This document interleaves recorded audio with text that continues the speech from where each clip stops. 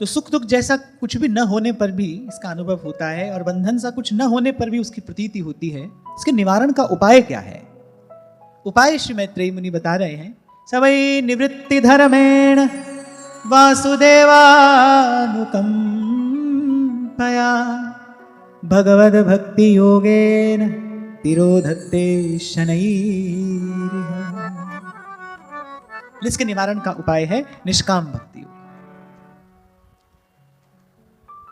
भगवान की कृपा होती है, संत मिलता है, संत की सेवा से, संत के संग से परमार्थ का बीज पड़ता है, और जो हमारा कर्म है वही सेवा बनता है। और कल यहीं पर मैंने चर्चा को विराम दिया था कि जो निष्काम कर्म है वही धर्म है, और इस निष्काम कर्म का, इस शुद्ध धर्म का अनुष्ठान करने पर धर्म ते बिरति और जोग ते ज्ञाना ज्ञान मोक्ष प्रद वेद बखाना। सबसे श्रेष्ठ पूजा सामग्री जो है भगवान की पूजा करने की, वो शुभ कर्म ही है। जो सबसे सुंदर पूजा सामग्री है प्रभु के चरणों में निवेदन करने के लिए, वो आपके द्वारा किया गया शुभ कर्म है। पहले भी कई बार हमने चर्चा की, यही एक सूत्र तो है जो भगवान ने आपके मेरे हाथ में दिया है। देखो, ये जीवन की गुत्थी उलझी है, और पहले भी आपको एक उदाहरण दिया था मैंने कि जब कोई उलझी हुई गुत्थी हो धागों की, उसको सुलझाना हो तो पहले एक सिरा ढूंढना पड़ता है, वहां से उसको सुलझाना आरंभ करना पड़ता है। तो ऐसे ही ये उलझी हुई गुत्थी जो है, इसका एक सिरा भगवान ने आपके मेरे हाथ में दिया है, और वो क्या है? कर्मण्येवाधिकारस्ते। भगवान ने कहा ये अधिकार मैं तुझे देता हूं, तू कर्म कर। इसलिए कर्म के त्याग के विषय में तो सोचना ही नहीं चाहिए। हम सब छोड़कर बैठ जाएंगे, ये तो कभी सोचना ही नहीं। इसलिए पहले दिन से आपसे यही निवेदन करता आ रहा हूं, अपने कर्म को ही पूजा बनाओ, अपने घर को ही मंदिर बनाओ, अपने जीवन को ही तीर्थ बनाओ। मैं फिर दोहरा रहा हूं अपनी बात, ये शब्द संभाल कर रख लेना कि प्रभु को निवेदन करने के लिए जो सबसे सुंदर पूजा सामग्री है वो आपका शुभ कर्म है। यहीं से मोक्ष का द्वार खुलता है, जीवन मुक्ति का मार्ग यहीं से होकर जाता है। कर्म करना आरंभ करिए भगवान के स्मरण के साथ। बीच में भूलिए मत कि आप अपने लिए नहीं कर रहे हैं, आप स्वार्थ के लिए नहीं कर रहे हैं, आप परमार्थ के लिए कर रहे हैं। मैं जो कर रहा हूं ये मेरा कार्य नहीं है, प्रभु का कार्य है। इसी भाव से कर्म को करना है, और फिर जब कर्म पूर्ण हो जाए तो वो पुष्प चढ़ा दीजिए भगवान के चरणों में। प्रभु आपकी शक्ति से, आपकी सामर्थ्य से ये कार्य पूर्ण हुआ, आपके चरणों में निवेदन करते हैं। छोटा सा उदाहरण दिया था कल मैंने आपको, हनुमान जी ने समुद्र लांघा, और ये दुष्कर कार्य हनुमान जी ने आरंभ किया जय श्री राम कहकर। बीच में मैनाक पर्वत आया तो हनुमान जी ने कहा भाई मैं प्रभु का कार्य करने जा रहा हूं, अभी विश्राम नहीं कर सकता। तो मार्ग में आने वाली उस बाधा को दूर किया भगवत स्मरण के साथ, और जब कार्य पूरा करके आ गए, माता का संदेशा लेकर आ गए, तो प्रभु से यही कहा, नाथ न कछु मोर प्रभुताई, सो सब तब प्रताप रघुराई। ऐसा करने से होगा क्या? राग द्वेष से मुक्त हो जाओगे। ये तो मानना पड़ेगा, अभी भाई हम जो भी करते हैं वो राग द्वेष के अधीन होकर ही करते हैं। द्वेष ना भी हो, पर पिता कार्य करने निकलता है तो अपने बच्चों में राग तो है ना। पिता कार्य करने निकलता है, वो चाहता है कि भाई अपने बच्चों को सब सुख सुविधा दे दूं, और इस विचार से किसी के साथ छल भी करता है, किसी के साथ कपट भी करता है, तो ना चाहते हुए भी किसी जीव के साथ द्वेष हो जाता है। तो अभी तक आप और मैं जो कर रहे हैं वो राग और द्वेष के अधीन होकर कर रहे हैं, इसीलिए कर्म बार बार बंधन में डालता है। लेकिन जब भगवत भाव से कर्म किया जाता है, जब आप प्रभु के लिए कर रहे हो, तब ना किसी से राग है, ना किसी से दोष है। और एक और बात मैं आपको कहूं, जब इस पवित्र भाव को धारण करके कोई कर्म का अनुष्ठान करता है, फिर प्रकृति उसकी सहायता करती है। फिर पग पग पर उसको सद्मार्ग का प्रकाश मिलता चला जाता है। इसलिए अनेक बार मैंने आपसे कहा भाई, सब तालों की चाबी सेवा से खुलती है। आप इस बात को अनुभव करना, जब आप ईमानदारी से प्रभु को भाव में रखकर, प्रभु को ध्यान में रखकर जब आप कर्म करने निकलेंगे, निषिद्ध कर्म आपसे होगा नहीं। अरे एक साधारण से एक व्यक्ति को भी कोई कह देना कि हम तो आपके सहारे हैं, तो ये बात सुनकर कोई साधारण सा व्यक्ति भी अपने आश्रित की संभाल करता है। एक साधारण सा भी व्यक्ति हो ना, उसके पास थोड़ी सी भी सामर्थ्य हो, और कोई उसको कह दे कि मैं तो आप ही के सहारे हूं, तो एक साधारण सा व्यक्ति भी अपने आश्रित जन की संभाल करता है। कोई प्रभु के सहारे, प्रभु के आश्रित होकर प्रभु का कार्य प्रभु को निवेदन करने के लिए करेगा, अरे उसकी संभाल तो भगवान पल पल करते हैं। जिमि बालक राखे महता, करऊं सदा तिन्ह की रखवार। तभी तो कबीर साहब कहते हैं, साहिब के दरबार में कमी काहू की ना, बंदा मौज न ले वही चूक चाकरी मां। इसलिए कल मैंने आपको कहा था सब दुखों के मूल में केवल स्वार्थ है, केवल स्वार्थ। और स्वार्थ का मूल क्या है?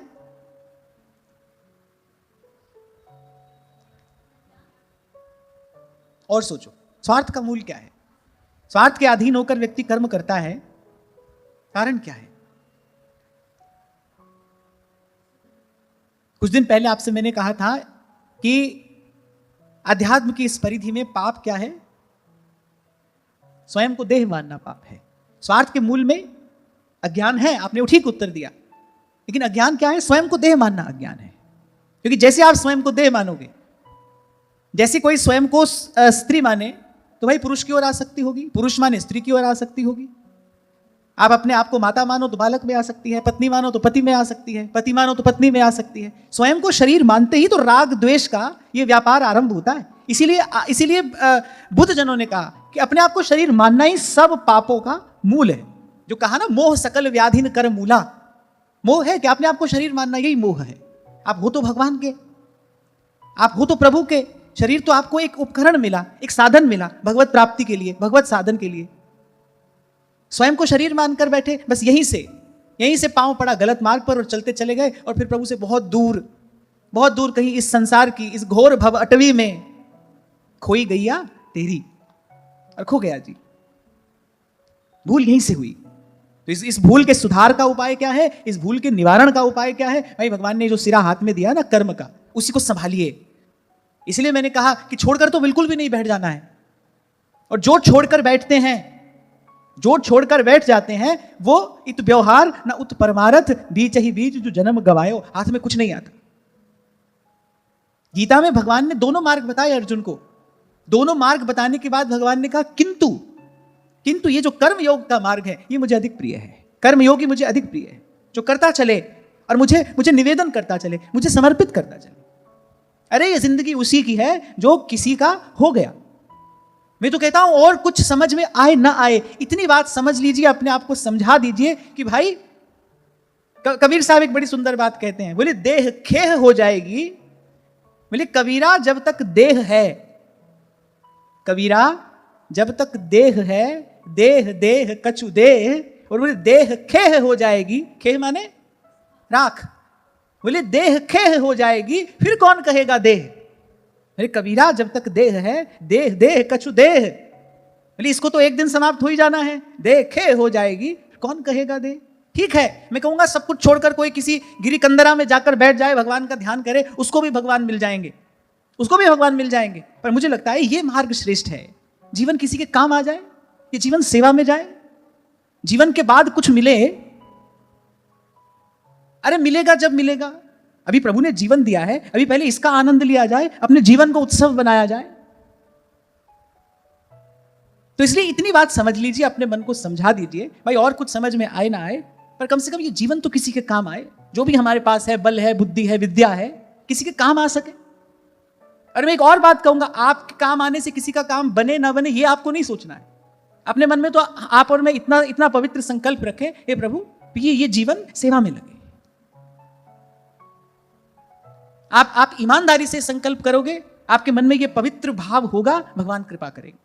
मुकुत भुगत जुगत तेरी सेवा, जित तू आप करावे। जो बाबा फरीद कहते हैं ना, कर ले दिल दी सफाई जे दीदार चाहिदा है, तू जहान तो की लेनी तेनू यार चाहिदा है। कल इसी बात पर मैंने चर्चा की थी। आप कभी इसके लिए करते हैं, कभी उसके लिए, कभी इसके लिए किया, किसी के लिए किया, नहीं, उसी के लिए करना है। हम यहां जो भी कर रहे हैं प्रभु के लिए कर रहे हैं, प्रभु का कार्य कर रहे हैं, प्रभु की ओर देखते हुए करना, निराश नहीं होना पड़ेगा। आप करते जाओगे, आपकी शक्ति, बल, उत्साह, उमंग बढ़ता चला जाएगा। यहां देखोगे तो पग पग पे निराश होना पड़ेगा। यहां तो अगणित द्वंद्व देह के पथ हैं, इस ओर देखकर करोगे तो पग पग पे निराश होना पड़ेगा। अंत में हताश होकर अंधकार में पड़ के बैठ जाओगे। प्रभु की ओर देखकर करोगे, आपकी शक्ति बढ़ेगी, आपका बल बढ़ेगा, आपका उत्साह बढ़ेगा, जीवन कृतार्थ हो जाएगा, धन्य हो जाएगा। संतों ने तो मांगा यही, दीन दास हूं द्वार का सेवा देकर दान, सेवा सदन बनाइए मुझको हे भगवान।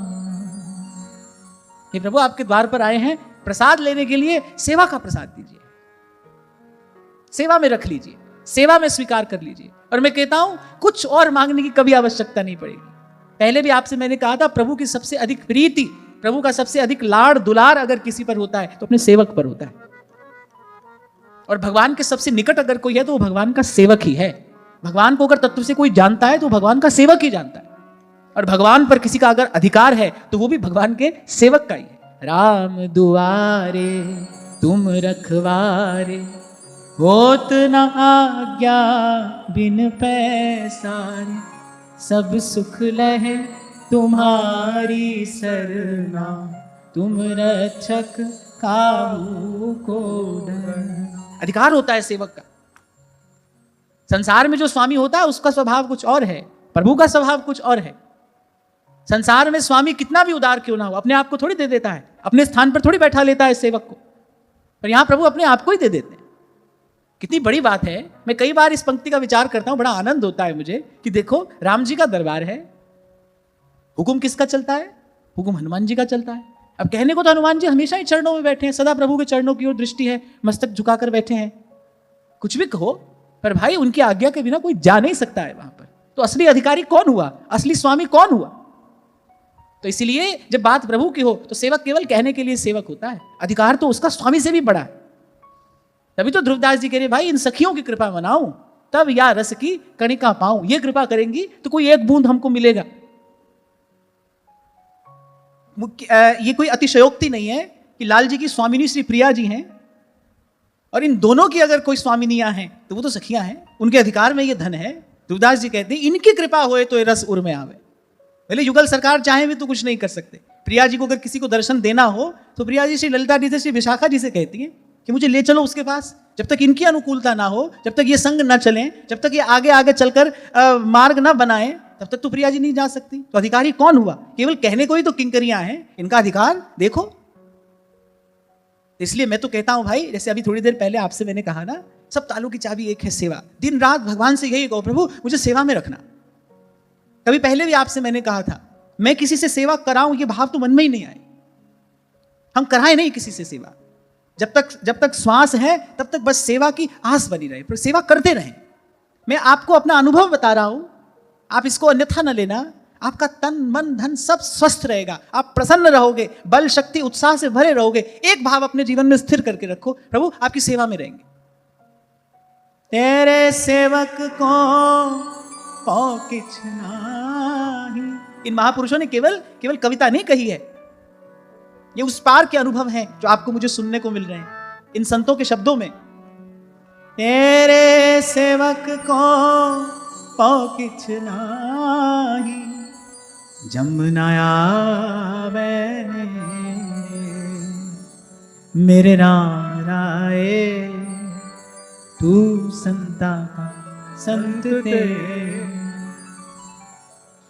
जो तेरे रंग राते स्वामी, जो तेरे रंग राते स्वामी, जन्म मरण दुख नासा तिनका, जन्म मरण दुख नासा।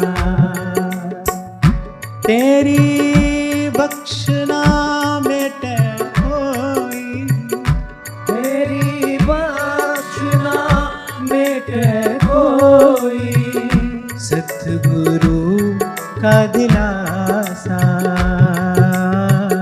सतगुरु का दिलासा। मेरे राम राय तू संता का संत तेरे, मेरे राम राय तू संता का संत तेरे। तेरे सेवक को किछ नाही, तेरे सेवक को किछ नाही,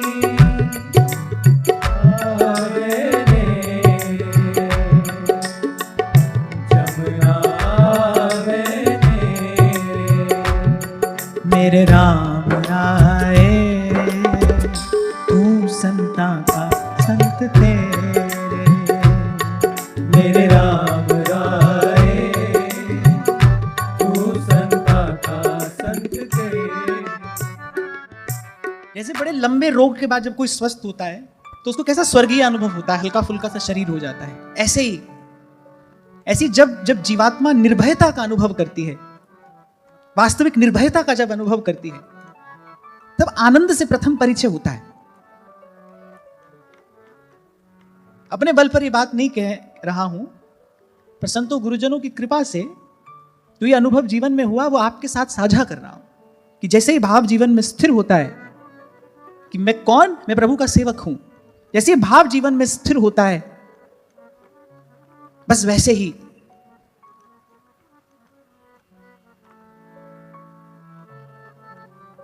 और इतना ही कहूंगा आपसे कि ये शायद शब्दों में अभिव्यक्त नहीं किया जा सकता कि वो जो निर्भयता की स्थिति है वो कैसी है, क्या है, पर आप हो सके तो आप इसको समझ लेना, इससे मूल्यवान इस अस्तित्व में और कुछ नहीं है।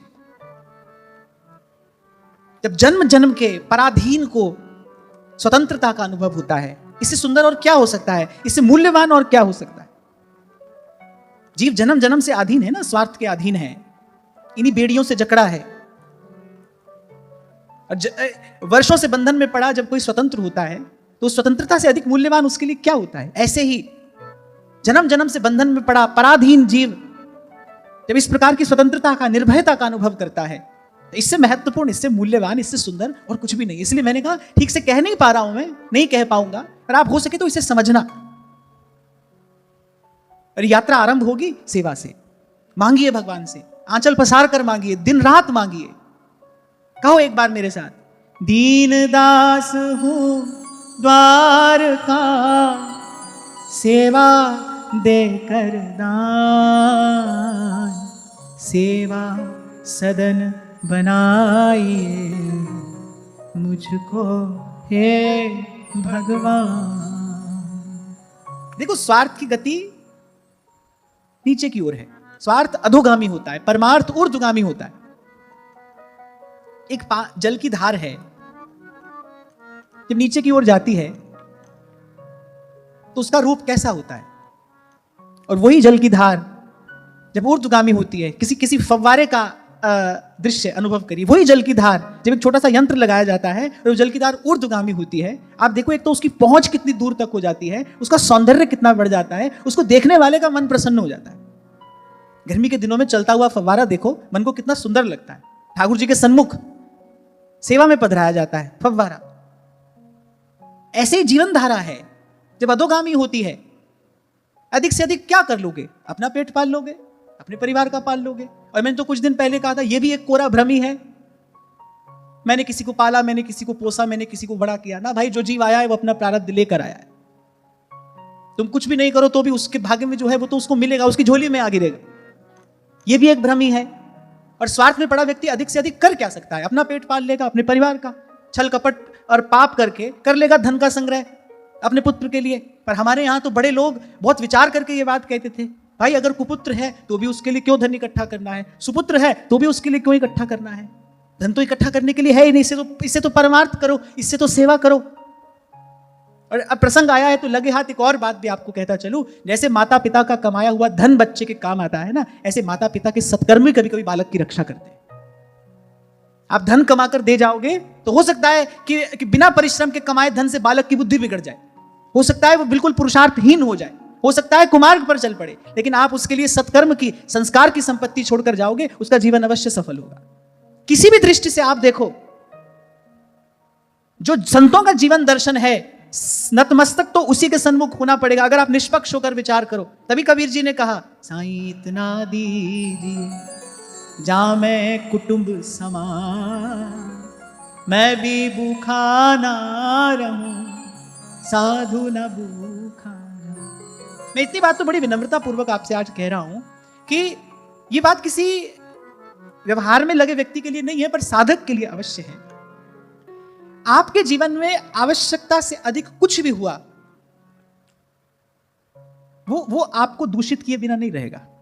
शरीर में विटामिन मिनरल्स की जरूरत होती है ना, लेकिन वही विटामिन मिनरल्स अगर आवश्यकता से अधिक हो जाएं तो टॉक्सिक हो जाते हैं, वही विष बन जाते हैं। ध्यान रखना, जीवन में जो आवश्यकता से अधिक है वो विष है, वो आपको हानि पहुंचाए बिना नहीं रहेगा।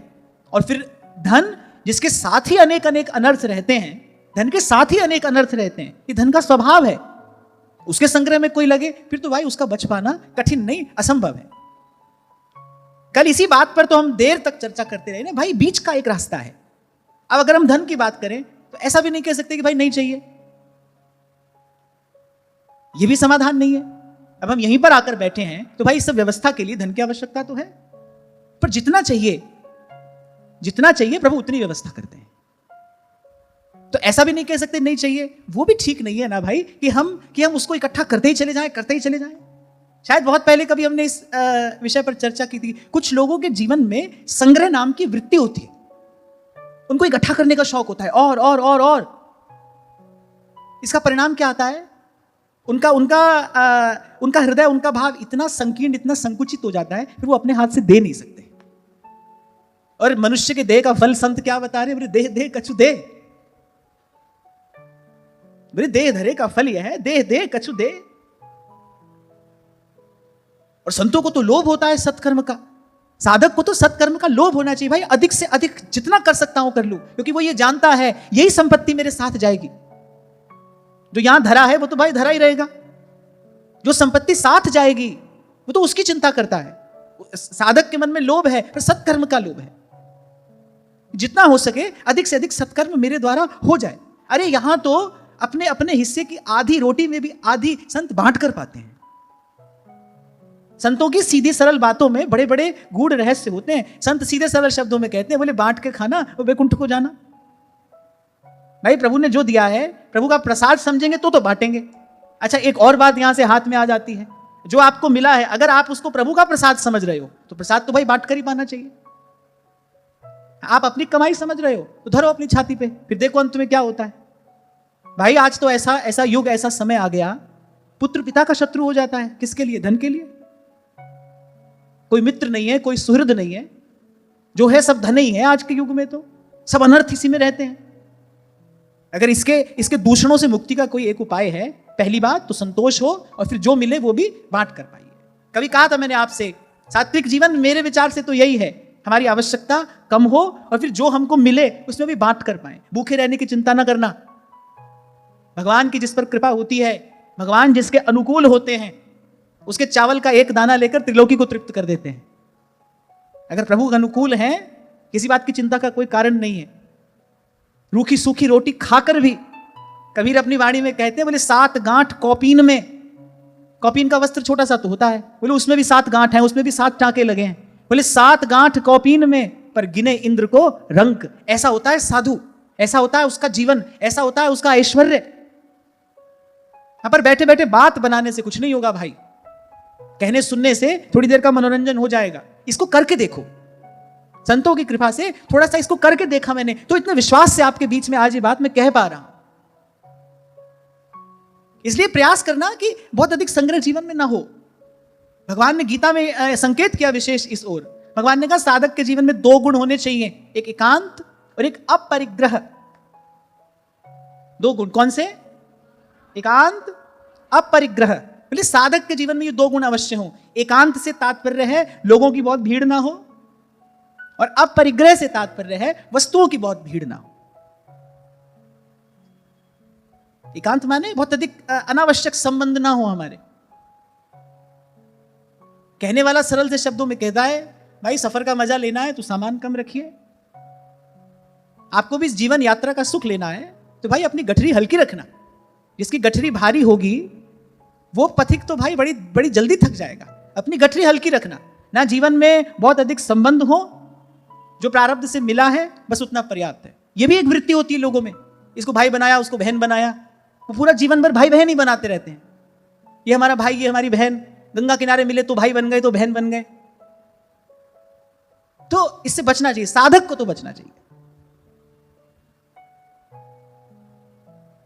तो श्री मैत्रेय मुनि ने कहा, भाई प्रभु के लिए कर्म करोगे तो राग द्वेष से मुक्त हो जाओगे, और स्वार्थ में पड़कर कर्म करोगे तो राग द्वेष के बंधन से सदा बंधे रहोगे। इस बंधन से मुक्त होने का एक ही उपाय है, प्रभु की ओर देखो, प्रभु का नाम जपते जपते, प्रभु का ध्यान धरते धरते अपना अपना कार्य करते चलो, और दाल रोटी खाओ और हरि का गुण गाओ। कबीर जी कहते हैं, बोले देख पराई चूपड़ी और मत ललचावे जी, रूखी सूखी का खा कबीरा ठंडा पानी पी, और देख पराई चूपड़ी मत ललचावे जी। एक और बात मैं आपको कह रहा हूं, अपने मन में यह भ्रम भी ना रखना कि सुंदर भोजन में सुख है, बढ़िया शैया हो तो अच्छी नींद आती है। ये सारे सुख भी तुम कृपाल जा पे अनुकूला, जिनके पास सारे संसार का धन खरीदने की सामर्थ्य है, वो बेचारे डॉक्टरों के पास मारे मारे फिरते हैं, भूख नहीं लगती, भूख लगने की दवाई मांग रहे हैं डॉक्टर से। एक से एक सुंदर वस्तु से अपना घर सजा लेने के बाद रात को चैन की नींद नहीं आती। इसलिए यह भी भ्रम है भाई, ऐसा कर लेंगे तो सुख मिलेगा, ऐसा कर लेंगे सुख मिलेगा। सुख का दाता एक है, सुख का दाता राम है, दूसर नाहिन कोई। सुख तेरा दिता लइए, सुख तेरा दिता लइए, तुध पावे ता नाम जपावे, सुख तेरा दिता लइए, सुख तेरा दिता लइए। बस यही मांगते रहना प्रभु से, प्रभु सेवा में रखना, कोई दिन हमारा बिना सेवा के न जाए। ये सद्भाव हमारे जीवन का स्थायी भाव होकर रहे। सुख हो, दुख हो, सर्दी हो, गर्मी हो, अनुकूलता हो, प्रतिकूलता हो, अभाव हो, प्रभाव हो, कुछ भी हो, प्रभु सेवा बनी रहे। स्मरण आ गया मुझे आज बहुत समय के बाद, श्री त्रिपुरदास जी कायस्थ का वो पावन प्रसंग। श्रीनाथ जी के सेवक हैं और प्रतिवर्ष श्रीनाथ जी की सेवा में और कोई ना कोई भावपूर्ण भेंट भेजते हैं, और बड़े समृद्ध भी है, तो उत्तम वस्तु श्री जी के चरणों में निवेदन करते हैं। अब एक समय ऐसा आ गया, अर्थाभाव हो गया, धन नहीं है पास में, आ गया कोई मंदिर से समय पर, क्योंकि प्रतिवर्ष भेंट भेजा करते हैं, तो अब की बार भी जो भंडारी थे वो आ गए। अब भाई देने को कुछ था नहीं, कहा भाई खाली हाथ तो इनको नहीं भेज सकते। घर में एक चांदी की दवात रखी थी पुरानी, सो बाजार में बेची, जो मिला उससे एक मोटा से वस्त्र का एक थान वो लेकर भंडारी जी को दे दिया, और साथ में अपनी सौगंध भी दे दी। बोले ना तो अधिकारी जी से ये सब बात आप कहना, हमारा कष्ट वो सुनेंगे तो उनका कोमल हृदय पीड़ित हो जाएगा, और ना ही ये वस्त्र किसी भी प्रकार से आप सेवा में निवेदन करना। ये वस्त्र ऐसा है, बोले श्री जी तो क्या, बोले श्री जी के सेवक के योग्य भी नहीं है, मैं आपको खाली हाथ नहीं लौटा सकता, और कुछ देने को इस समय मेरे पास में है नहीं। एक बात मैं आपको यहां कहूं, एक सेवा होती है प्रभाव में, आपके पास धन है, मान है, सब है, और आप सेवा कर रहे हैं। और एक सेवा होती है अभाव में, आपके पास नहीं है लेकिन फिर भी आपका हृदय बड़ा है, आप किए बिना नहीं रह पा रहे, इसीलिए जैसे तैसे आप कर रहे हैं। ऐसी सेवा प्रभु को विवश कर देती है दौड़ कर आने के लिए। भगवान रह नहीं सकते, बैठे नहीं रह सकते। ऐसे सेवक की कोई ऐसी वस्तु प्रभु के निकट आएगी तो भगवान को उठकर आदर पूर्वक उसको स्वीकार करना पड़ेगा। अब भंडारी जी पहुंच गए वस्त्र का थान लेकर, और ऐसे ही ठाकुर जी के वस्त्र भंडार में वो सबसे नीचे सब वस्त्रों की बिछायत के रूप में उसको बिछाकर और रख दिया। जाड़े का समय, श्रीनाथ जी को बड़ी सुंदर सुंदर मखमली वस्त्रों से बनी रेशमी रजाइयां ओढ़ाई जाती है। श्री गुसाई जी सेवा कर रहे हैं, और ठाकुर जी के एकाएक दांत किटकिटाने लगे। बोले बाबा मुझे तो जाड़ो लग रहे हो है। अब अंगीठी भी निकट पधरा दी, दूसरी अंगीठी भी पधरा दी, एक एक करके सब रजाइयां उड़ा दी। ठाकुर जी का जाड़ा तो जा ही नहीं रहा। अब गोसाई जी बड़े सेवा प्रवीण हैं, समझ गए, बोले ठाकुर जी कुछ लीला करना चाह रहे हैं। तो भंडारी को बुलाया, बोले सब सेवकों की सेवा आ गई। अब त्रिपुरदास जी ने शपथ दी थी किसी भी प्रकार से आप ये बात कहिएगा नहीं। अब जब गोसाई जी ने आज्ञा देते हुए कहा कि सच सच बताओ सब सेवकों की सेवा आ गई, तो उनको कहना पड़ा कि त्रिपुरदास जी के यहाँ से इस बार जो वस्त्र आया था वो श्री जी की सेवा के योग्य तो था नहीं, सो हमने सब वस्त्रों के नीचे उसको बिछा दिया। गोसाई जी समझ गए, बोले जाओ दौड़ कर वो वस्त्र लेकर आओ। अब भाई वस्त्र तो भूमि पर बिछा था, मैला हो गया था, पर गोसाई जी की आज्ञा है, वस्त्र ले आए। अब वहाँ श्रीनाथ जी के मंदिर में तो व्यवस्था है, दर्जी रहता ही है। गोसाई जी ने शीघ्र आज्ञा दी, बोले इसकी रजाई बनाकर लाओ। ठाकुर जी के सन्मुख निवेदन की, और गोसाई जी तो सेवा प्रवीण हैं, पर ठाकुर जी कैसे भाव प्रवीण हैं। गोसाई जी से कहते हैं पहले ये सब रजाई हटाओ, कि ये रजाई हमको ओढ़ाओ।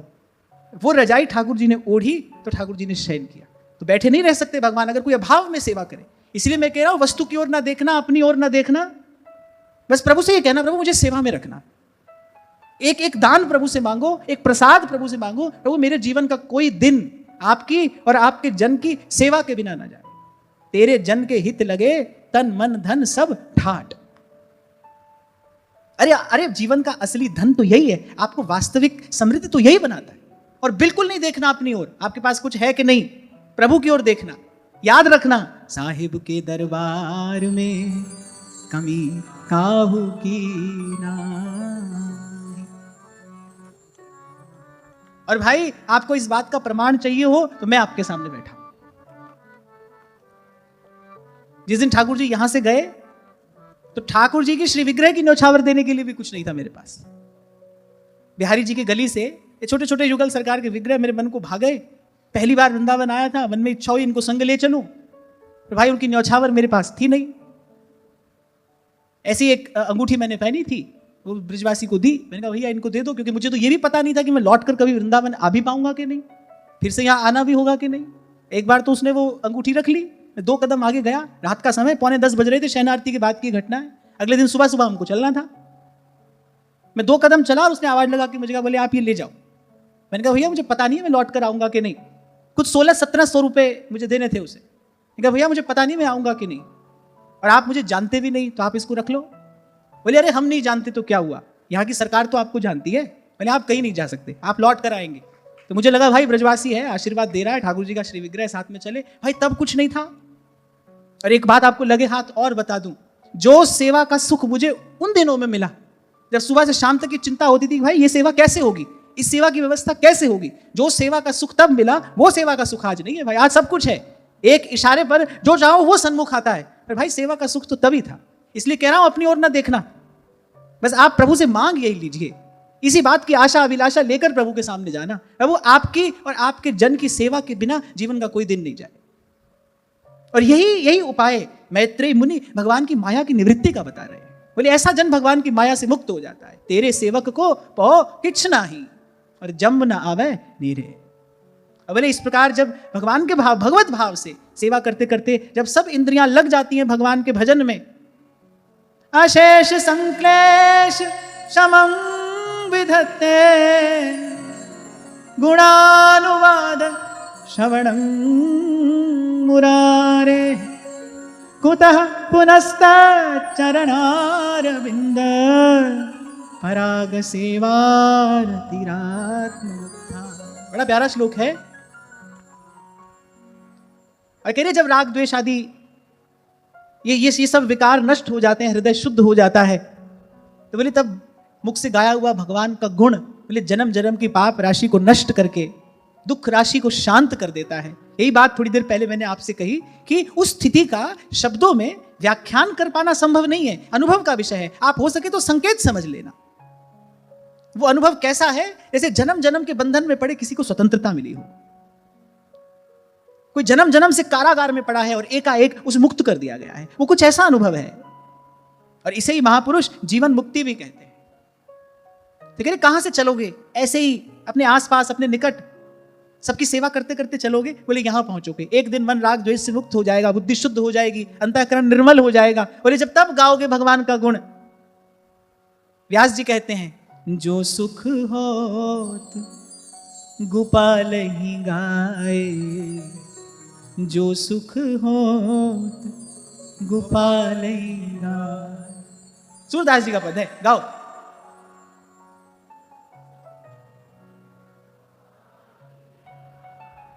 भूख लगी है क्या?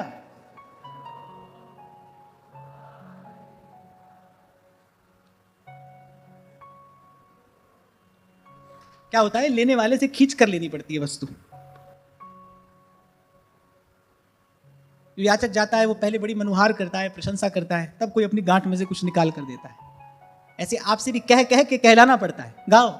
जो सुख होत गोपालै गाए, जो सुख होत गोपालै गाए, सो सुख होत न जप तप कीन्हे, सो सुख होत न जप तप कीन्हे, कोटिक तीर्थ तीरथ नहाए, कोटिक तीरथ नहाए, जो सुख होत गोपाल गाए, जो सुख होत गोपाल गाए।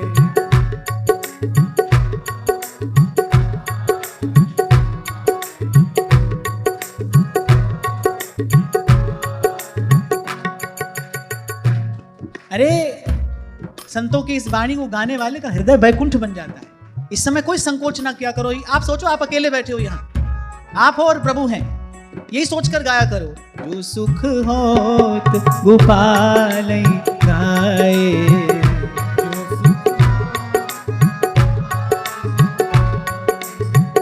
सो सुख होत न जप तप कीन्हे, सो सुख होत न जप तप कीन्हे, कोटिक तीरथ नहाए, कोटिक तीरथ नहाए, जो सुख होत गोपाल गाए, जो सुख होत गोपाल गाए।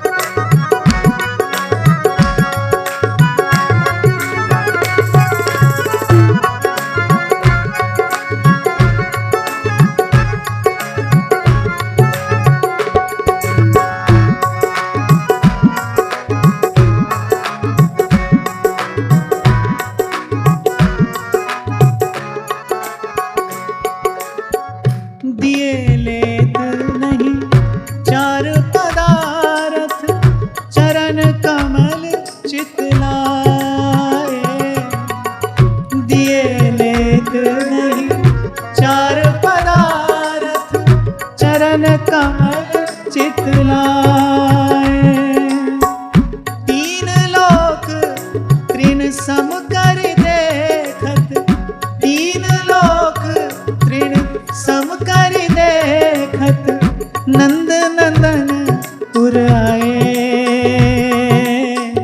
नंद नंदन पुर आए, जो सुख होत गोपाल गाए, जो सुख होत गोपाल गाए। तीन लोक त्रिन सम कर देखत, तीन लोक तीन सब कर देखत, नंद नंदन पुर आए, नंद नंदन पुर आए, जो सुख होत गोपाल गाए, जो सुख होत गोपाल गाए।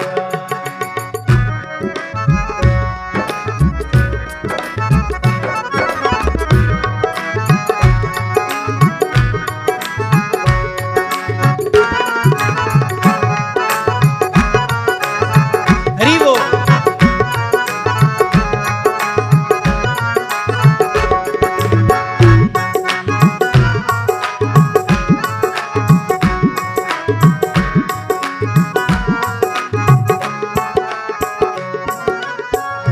वृंदावन बंसी वट यमुना, तट तज अनत न जाए, वृंदावन बंसी वट यमुना, तट तज अनत न जाए, सूरदास हरि को सुमिरन कर, सूरदास हरि को सुमिरन कर, बहुर ना भवजल आए, बहुर ना भवजल आए, जो सुख होत गोपाल गाए, जो सुख होत गोपाल गाए, जो सुख होत न जप तप कीन्हे, सो सुख होत न जप तप कीन्हे, कोटिक तीरथ नहाए, कोटिक तीरथ नहाए, जो सुख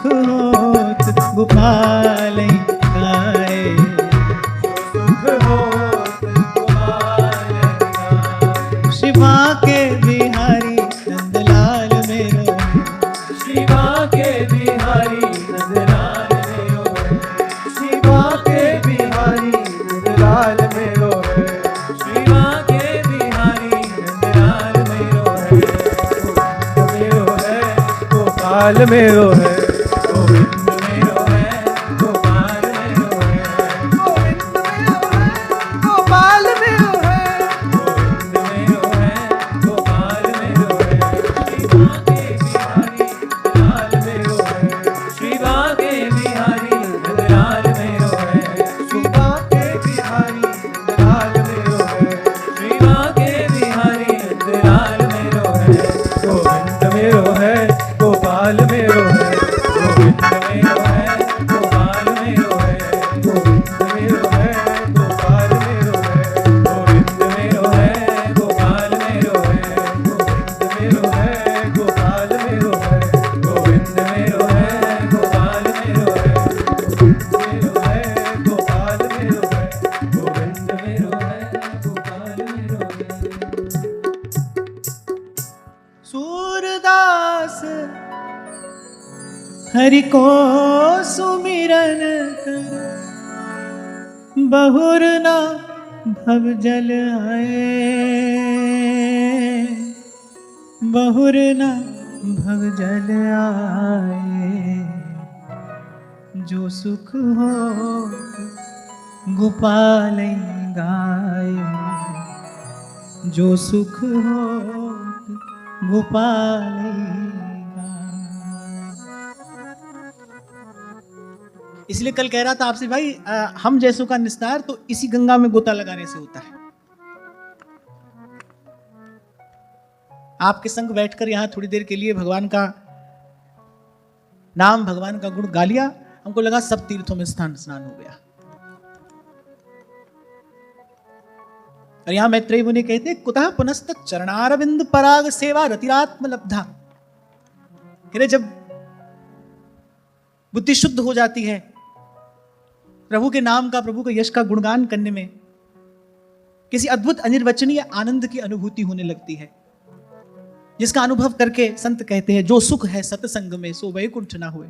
और बोले ऐसे ही भगवान का गुण गाते गाते प्रभु के चरण कमल की रज की सेवा का भाव मन में आ जाए, बोले फिर तो कहना ही क्या, फिर तो क्या ही पाना शेष रह जाता है। अभी थोड़ी देर पहले यही चर्चा हमने की कि सेवक कहने कोई सेवक होता है, ऐसे तो स्वामी का भी स्वामी है, स्वामी के हृदय पर उसका अधिकार है। भगवान की सेवा भगवान को ही दे देती है। कोई पूछे भगवान की सेवा का फल क्या है, भगवान की सेवा भगवान को दे देती है।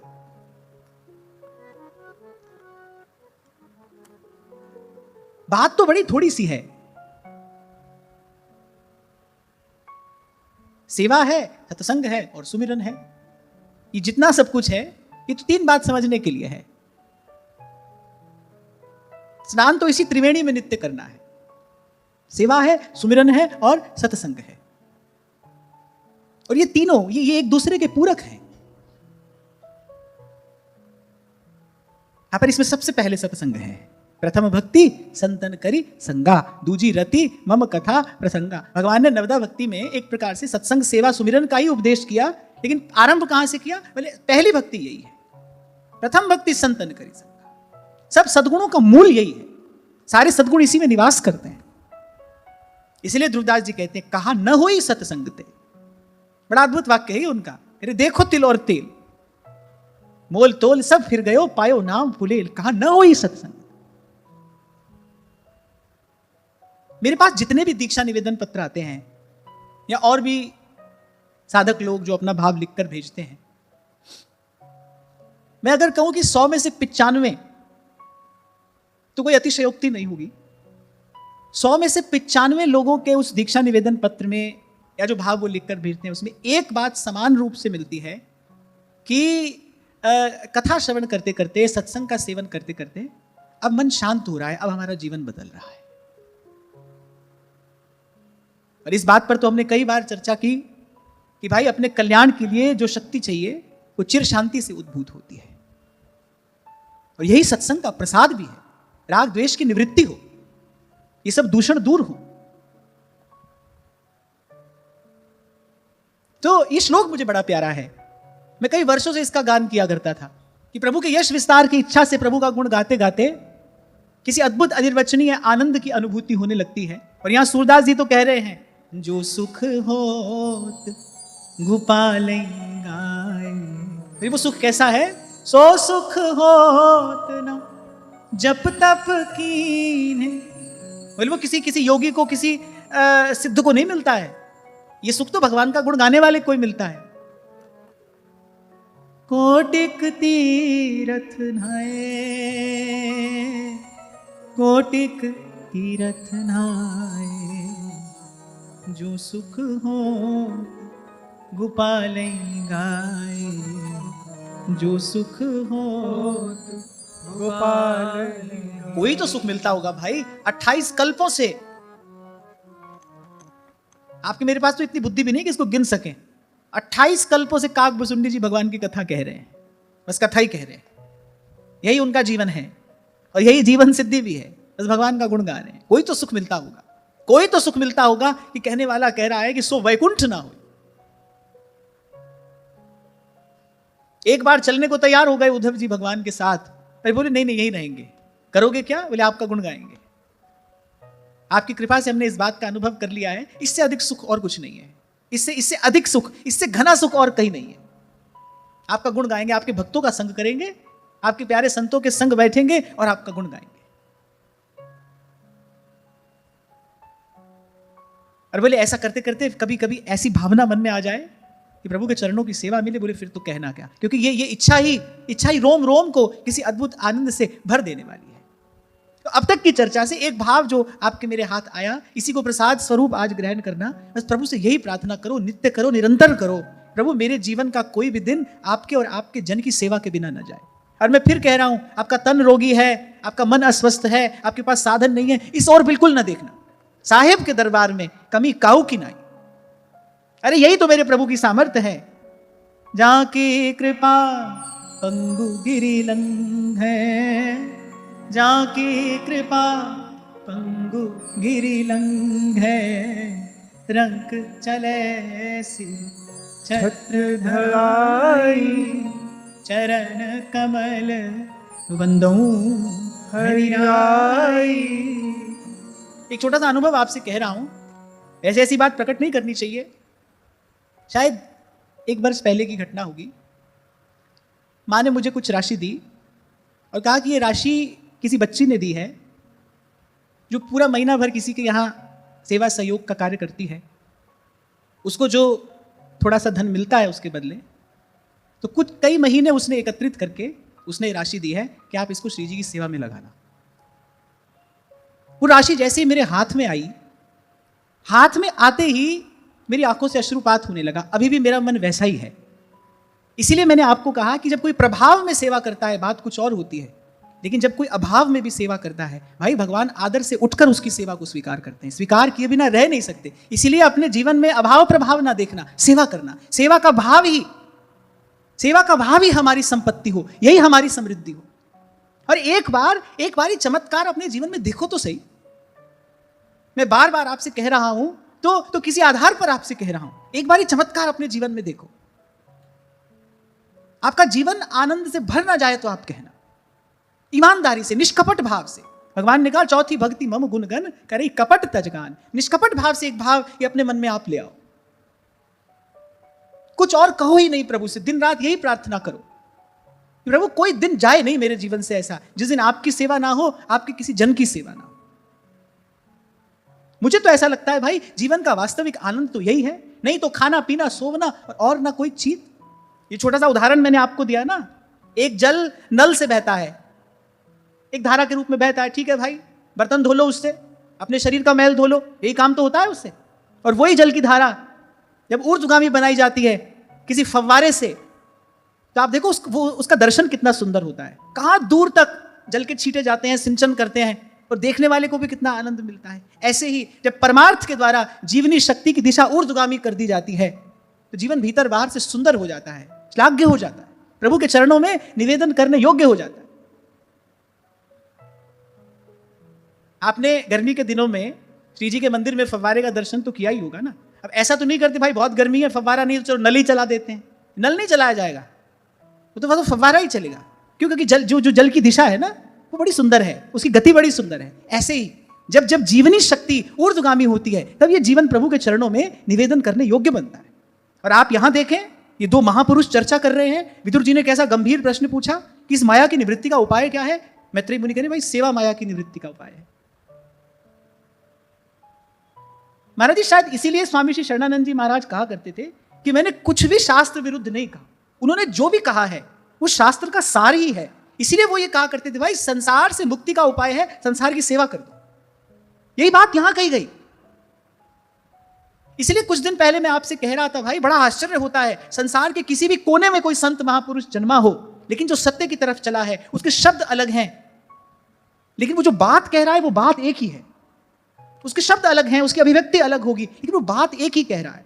संसार के किसी भी कोने में कोई संत है जिसने सत्य का अनुभव किया है, उसका अनुभव एक ही है। श्रीमद् भागवत हो, रामचरितमानस हो, भगवत गीता हो, वृंदावन की रसिकों की वाणी हो, भक्तों के भाव हो, संत मत हो, बात एक ही कह रहे हैं। जब ये इस श्लोक का चिंतन कर रहा था तो मुझे याद आ गए स्वामी जी के शब्द।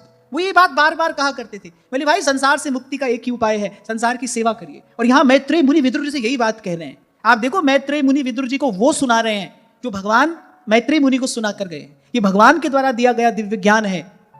और इसकी सार की बात क्या है, बोले भाई इस माया से मुक्ति का एक ही उपाय है, संसार की सेवा करो। और मुझे तो लगता है भाई मनुष्य की एकमात्र यही तो विशेषता है, मनुष्य की विशेषता एक ही तो है कि वो परमार्थ कर सकता है, पशु नहीं कर सकता है, उसके पास ये विकल्प ही नहीं है।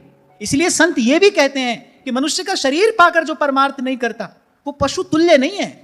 पशु तुल्य तो माने पशु के समान, बोले वो पशु तुल्य नहीं है, पशु से गया बीता है, क्योंकि पशु बेचारा तो कर ही नहीं सकता है पुरुषार्थ। मनुष्य तो कर सकता है, योग्यता सामर्थ्य होने पर नहीं करता है तो बोले फिर निकृष्ट है, फिर ताको रहिए रोए। और इसी को संत कह रहे हैं दिल की सफाई करना, कर ले दिल दी सफाई जी दीदार चाहिए। ये स्वार्थ का कूड़ा कचरा जो है यही तो हटाना है। एक बार इस दृष्टि से संसार को देखो, आपकी दृष्टि बदलेगी, ये सारी सृष्टि बदल जाएगी। और जैसे मैत्रेय मुनि से ये भाव विदुर जी ने श्रवण किया, क्या कह रहे हैं विदुर जी, संचिन्नः संशयो मह्यम तव सूक्तासिना विभो उभयत्रापि भगवन् मनो में संप्रधावती। मेरी समझ में आ गई, जीव परतंत्र है, भगवान स्वतंत्र हैं, भगवान ही जीव को मुक्त कर सकते हैं अपनी कृपा से, अपने अनुग्रह से। और विदुर जी ने कहा भाई आपके युक्त युक्त वचन सुनकर मेरे मन के संशय छिन्न भिन्न हो गए, अब बात मुझे समझ में आ रही है। विदुर जी ने आगे एक बड़ी सुंदर बात कही, यश्च मूढ़तमो लोके यश्च बुद्धे परंगतः तावुभौ सुख मेधेते क्लिश्यत्यंतरितो जनः। विदुर जी ने कहा भाई दो ही प्रकार के लोग संसार में सुखी रहते हैं। एक तो जो बिल्कुल निरे मूर्ख हैं, जड़ बुद्धि है तो मनुष्य, देखने में मनुष्य हैं, लेकिन पशुतुल्य अपना जीवन यापन कर रहे हैं, उनको कुछ होश ही नहीं है, उनको परमार्थ का कोई विचार ही नहीं है। बोले या तो थोड़ी देर के लिए वो सुखी दिखाई पड़ते हैं, बोले या जिनकी बुद्धि शुद्ध हो गई है, जिनको उस परम तत्व का बोध हो गया है गुरु कृपा से, जिन्होंने सत्य को जान लिया है, बोले या तो वो सुखी हैं। बोले ताव भव सुख में देते, बोले वही दोनों सुखी हैं। क्लिश्यत अंतरितो जना, बीच वाले हैं बोले वो सब दुख पाते हैं। और ये बात तो माननी पड़ेगी भाई। सेवक जी महाराज ने यही बात तो कही, इत व्यवहार ना उत परमारथ बीच ही बीच जन्म गमायो। आपसे इसीलिए तो बार बार कहता हूं भाई अपना लक्ष्य निश्चित कर लो, स्वार्थ साधना है परमार्थ साधना है। रास्ते दो हो भी तो भी किसी मनुष्य के पास दोनों पे एक साथ चलने की सामर्थ्य नहीं है, चलना तो एक पर ही पड़ेगा। तो पहले अपना लक्ष्य निश्चित कर लो। ये जो बार बार निराश होते हो ना, ऐसा चाहते थे ऐसा नहीं हुआ, हमने ऐसा किया ऐसा उत्तर नहीं मिला, ये दो रास्तों पर पैर रखने के ही कारण है। ये सारा द्वंद, ये सारा झंझट अपना ही पाला हुआ है भाई। या तो उधर हो जाओ, वहां का एक नियम है, जो जस करे सो तस फल चाखा। शिकायत का कोई कारण नहीं है। जो आपके जीवन में हो रहा है, जो आपके जीवन में आ रहा है, वो आपका अपना किया हुआ कर्म है, किससे शिकायत कर रहे हो। और ये क्रम अनंत काल तक चलता रह सकता है अगर आप सावधान ना हुए तो। आदि काल से चल ही रहा है और अनंत काल तक चलता रहेगा अगर आप सावधान नहीं होते। इसमें कोई शिकायत करने की बात नहीं है। तुम्हारे साथ हुआ, तुमने किया होगा किसी के साथ, तो तुम्हारे साथ में हो गया, सीधी सी बात है ना। वहां तो भाई जाकी जैसी भावना वैसा ही फल होए। और फिर या फिर परमार्थ का मार्ग है, प्रभु की ओर देखो, प्रभु की ओर देखो तो भी शिकायत का कोई कारण नहीं है।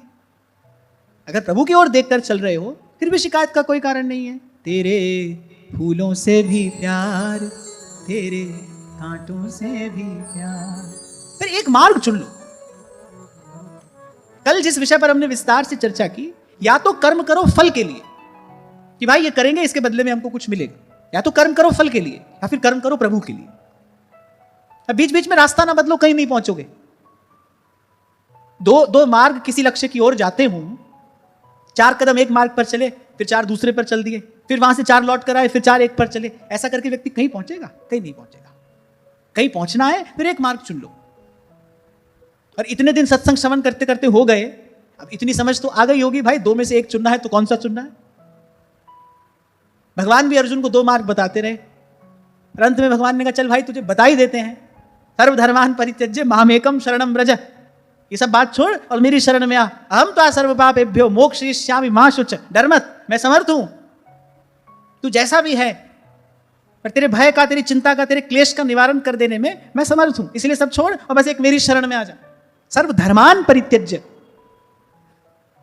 अब अर्जुन जो भगवान से प्रश्न कर रहा था वो अपने आप को देह मानकर ही तो कर रहा था ना।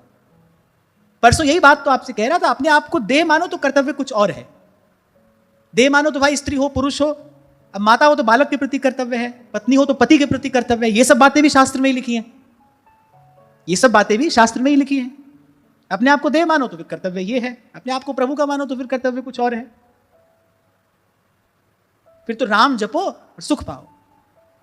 आंखें मूंद के तार को छेड़ो, आंखें मूंद के तार को छेड़ो, सतगुरु के हो जाओ मन रे, नाम जपो सुख पाओ। अब एक इतनी बात है, जब तक बीच में रहोगे तब तक दुख ही दुख है। यहाँ विदुर जी ये बात कह रहे, बोले संशयापन्न व्यक्ति जो है, बोले वो तो सदा दुख ही पाता है, उसको कहीं चैन नहीं है। और मैं दोनों कान पकड़ के ये बात कह रहा हूं बड़ी विनम्रता पूर्वक, आधे से अधिक बीच वाले ही होते हैं। आधे से अधिक जो हैं वो बीच वाले ही। अरे भाई जब उसको छोड़ दिया, जब उसको छोड़ ही दिया है, जब संसार को, व्यवहार को छोड़कर ही आए हो भजन करने, अब भाई वह भला हो रहा है बुरा हो रहा है तुमको क्या है। गोस्वामी जी ने कहा मम हृदय भवन प्रभु तोरा, यहां आए बसे बहु चोरा। भगवान ने कहा भवन हमारा है, तुमको काहे की चिंता है, हम ही देखेंगे। जब तुम कहते हो प्रभु आपका घर है, तो हमारा घर है, तो फिर तुम चिंता क्यों करते हो। इसमें लुटेरा आए, इसमें कोई भी आए, फिर हमारा घर है, हम संभालेंगे। खैर गोस्वामी जी ने तो समाधान किया, बोले प्रभु चिंता ये नहीं है, चिंता मोहिनाथ अपारा, अपजस नहीं हो तुम्हारा। देखने में क्या आता है, साधक कहता तो है अब अपने मन को मोड़कर आ गए हैं यहां पर, अब हमको किसी से लेना देना नहीं है, लेकिन वहां होने वाली घटना अपने मन पर प्रभाव डालती है। वहां अच्छा होता है तो मन को अच्छा लगता है, बुरा होता है तो मन को बुरा लगता है। मैंने भी छोड़ा नहीं, या फिर कहनो छूटा नहीं। ये बात मैं इसलिए कह रहा हूं कि दीर्घ काल तक इसका अभ्यास करना पड़ता है। मन उछल कूद करेगा, मन में खींचातानी होगी, मन में वहां होने वाली घटनाओं का प्रभाव आपको अनुभव होगा। अपने मन को समझाना उस समय कि नहीं भाई, हमने अपना मन अपने गुरु चरणों में निवेदन किया है, अब ये मन भजन करने के लिए है, अब इससे उसका चिंतन नहीं करेंगे। देर तक उसका प्रभाव रहेगा। मैं फिर कह रहा हूं, कभी आपको एक उदाहरण दिया था मैंने छोटा सा, एक दोना में कुछ सुगंधित पुष्प आप रख दो और फिर उन पुष्पों को हटाओ तो बड़ी देर तक उनकी जो सुवास का लेश होता है उस दोने में रहता है। ये संसार का व्यवहार, ये चिंतन, ये लेना देना, ये खींचा तानी, अरे तो जन्मों से हमारे संस्कार में है, एकदम कहने से नहीं छूटेगा। इसका अभ्यास करना, जब मन पर प्रभाव पड़े अपने मन को समझाना, अपने मन को उद्बोधन देना। ये जो सुनते हो यहां पर बैठकर संतों की वाणी, इसी से मन को अवलंब दिया जाता है। तुलसीदास जी कह रहे या मन के अवलंब हित कीनो आहि उपाय। जब मन डोलने लगता है तब इन शब्दों से मन को सहारा दिया जाता है, इन शब्दों से मन को संभाला जाता है। यहां पर पक्ष प्रभु का ही चुनना। सकल पदार्थ द्वार ठाड़े, श्री गिरिधर पक्ष किए, श्री गिरिधर पक्ष किए। अब आगे बीच में रहे तो भाई दुख उठाना पड़ेगा। मैं शायद कभी आपको सुनाया था ना, बोले जिनका ये ऐलान है कि हम मजे में हैं, जिनका ये ऐलान है कि हम मजे में हैं, बोले या तो वो फकीर हैं या फिर नशे में हैं। वही मजे में हो सकता है। यहां नशे में किसके? बोले वो जो संसार का नशा चढ़ाया, तो उस नशे में कोई कहेगा कि नहीं सब बढ़िया है तो नहीं, नशे में है, उसको लग रहा है सब बढ़िया है। और या फिर कोई गुरु की कृपा से पहुंच गया है उस पार, उसको उस सत्य का अनुभव हो गया है, वो कहता है वह मैं आनंद में हूं। हाँ, पर फिर कह के आगे बढ़ूं, बीच में ना अटके रहना। वैसे तो इस बात पर कई बार हम चर्चा करते आए, मैं बार बार आपसे कहता हूं, उदाहरण दिया था मैंने छोटा सा आपको। अब जब आप परमार्थ का मार्ग चुनते हो तो वहां तो भाई जीवे दया नामे रुचि, वहां तो जीव मात्र पर दया करिए, अपना सा जी सबको जाने, सहज मिले अविनाशी। अब आप कहो महाराज घर का जो सेवक है वो ठीक से काम नहीं करता, उस पर चिल्लाए नहीं, उसको डांटे नहीं, उसको फटकारे नहीं, वो काम कैसे करेगा? हमारा तो सारा व्यवहार बिगड़ जाएगा। अरे व्यवहार ही तो बिगड़ेगा, लेकिन किसी जीव को दुखाया तो परमार्थ बिगड़ जाएगा। यहां पर आकर दुविधा उत्पन्न होती है। व्यक्ति चल रहा है परमार्थ के मार्ग पर, उसको लग रहा है मैं परमार्थ साधन कर रहा हूं, जीव को भी दुखाता चलता है, अपने अपने छोटे से लाभ के लिए कटु भाषण भी करता है, कर्कश बात भी किसी को कह देता है, किसी का हित का विचार भी कर लेता है। इसे कहते हैं बीच में रहना, ना उधर के हुए और ना इधर के।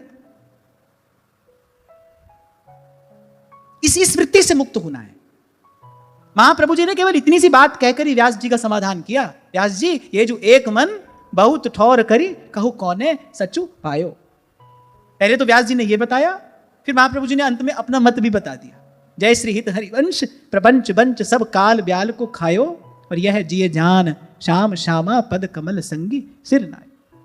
अब आप में से बहुत लोग बैठे ये भी सोच रहे होंगे कि भाई अगर ऐसा व्यवहार करें तो सब संसार का खेल बिगड़ जाएगा। नहीं बिगड़ता है।